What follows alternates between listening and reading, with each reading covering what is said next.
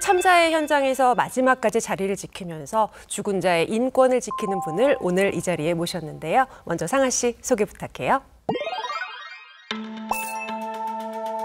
신원을 알 수 없는 시신 앞에서 이것으로 신원을 밝혀낸다.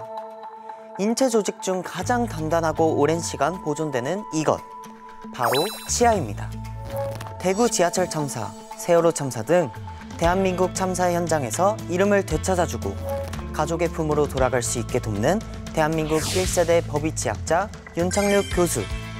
죽은 자의 인권을 지킨다라는 사명감으로 40년 넘게 현장을 지켜온 윤창륙 법의치학자의 이야기, 지금 시작합니다.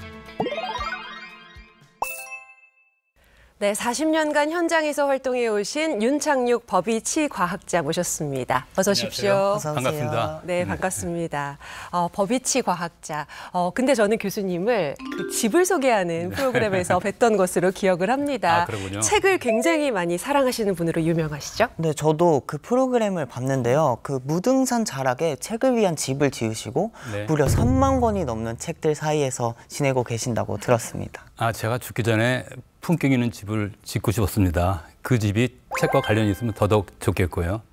제 고향이 서울 수유리인데 네. 학교에서 은퇴한 다음에 수유리에 집을 줘서 작은 도산을 짓고 싶었습니다. 그런데 제 경제적인 능력이 거기에 따라가지 못해서요. 광주 무등산에 네. 조그만 집을 하나 지었습니다. 집 이름이 추사제라고 하는데요. 추사제. 네, 딸을 추자, 생각사자, 집제자. 그래서 생각을 따라하는 집. 오. 제가 지나온 생을 반추해보고 미래를 지향하는 집 추사제라고 명명해서 지금 현재 작은 도산으로 사용하고 있습니다. 너무 멋지더라고요. 네, 영상 보셨잖아요. 네네. 근데 책이 도서관보다 더 많은 것 같아요. 그 많은 책들을 다 읽으신 건가요? 시간적으로 다 읽을 수는 없겠죠. 그런데 책의 성격에 따라서 전체를 다 읽은 책들도 있고 부분적으로 발췌해서 읽은 책들도 있고 그러나 한 페이지도 안 읽은 책은 한 권도 없다고 봐야 되겠죠. 그 많은 책들을 시간 제약상 다 읽을 수는 없습니다. 그렇기 때문에 이런 문학 작품이라든지 시나 소설 같은 책들은 처음부터까지 다 읽지만은 다른 책들, 그런 책들은 거의 부분적으로 이제 필요한 부분 발췌해서 읽기도 하고 그런 식으로 책을 읽어왔습니다. 네. 아니, 저는 그 영상에서 그 도서관 같이 되어 있는 그 지하 1층에 그 도서관을 딱 보는데 약간 그 해리포터가 그 공부하는 그런 장소 같기도 하고요. 어렸을 때부터 그렇게 교수님께서 책을 좋아하시고 다독하셨다고요. 근데 이게 아버지를 넘기 위해서 시작을 하신 일이시라고요? 예, 선친께서 책을 많이 가지고 계시고 많이 읽으신 분이었습니다. 근데 남자들은 아버지랑 좀 경쟁의식이 있지 않겠습니까? 저도 아버님을 따라서 집에 있는 책들 많이 읽다 보니까 나중에 자라서는 아버님보다는 책을 더 많이 읽어야겠다. 그게 자식된 도리 아닌가? 그런 생각을 하고 즐겨 읽었습니다. 아니, 근데 이야기는 뭐예요? 초등학교 6학년 때부터 그 배낭 메고 전국을 여행을 하시면서 또 헌책방도 다니시면서 헌책도 많이 읽으시고 이게 6학년 때 그렇게 하셨다는 말씀이신 거예요? 예, 제가 6학년 때니까 1967년도 두 분이 태어나시기 전이죠. 6학년 여름방학 때 아버님 저를 부르시더라고요. 네. 아버님 앞에서 무릎 꿇고 앉아 있으니까 넌 이렇게 책만 읽고 공부는 안 하냐 그런 말씀을 하시길래 아니 책 읽는 거랑 공부랑 다른가? 그 당시에는 중학교 시험을 보고들 하는데요. 네. 저도 6개월 있으면 중학교 입학 시험을 보는데 학교 시험 공부를 안 하니까 아버님이 걱정되셨던 모양입니다. 네. 그래서 아니 이 양반이 내 인생 책임질 것도 아닌데 왜 나한테 그런 말씀 하시나? 아이고. 그래서 이 집을 좀 나가야겠다, 떠나야겠다 그런 생각을 하고 그때부터 전국 여행을 다니기 시작했습니다. 여행 다니시면서 또 헌책방들 다니시면서 책도 막 중학교 읽으시고. 때보다도요. 중학교 때 제가 책 읽기를 좋아하니까 네네. 어디를 가든지 헌책방이 있으면은 들리는 습관이 있었거든요. 제가 돈이 있었으면은 뭐 새 책을 사고 그럴 텐데 네. 돈이 없기 때문에 헌책방을 뭐 순례하고 그러다 보니까 지방에 가면은 제일 먼저 거기에 헌책방이 있는지 그걸 가보고 그런 게 습관화돼서 그런 것 같습니다. 이렇게 당차게 뭔가 여행도 다니시고 뭔가 그런 마음이 있으셨다는 게 어떤 어린이였을까 궁금해지거든요. 어렸을 때는 책을 많이 접하다 보니까 책을 경외하게 됐죠. 근데 사실 책을 경외한 게 아니라 그 책의 내용을 경외했는데 네. 우리 어렸을 때 가장 많이 읽은 책이 위인전 아니겠어요? 그렇죠. 근데 위인전 읽으면 전부 완벽한 인간들밖에 없어요.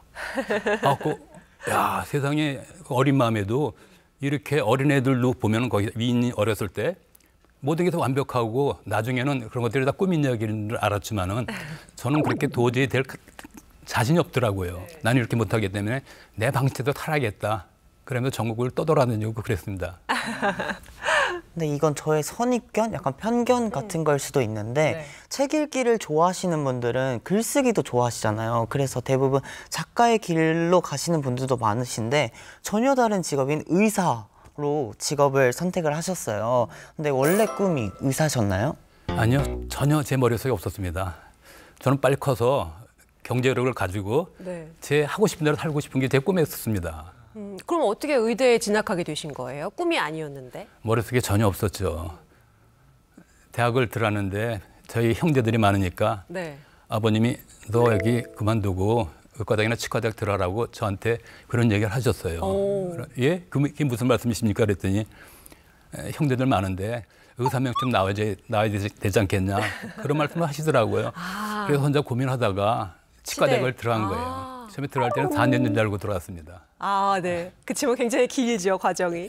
나중에 들어보니까 6년 되더라고요. 아버지의 바람대로 이제 치대에 입학을 하셨는데, 그럼 입학하시자마자 바로 후회하신 경우가 되신 건가요? 이 길은 내 길이 아니다, 이렇게 생각하신 건가요?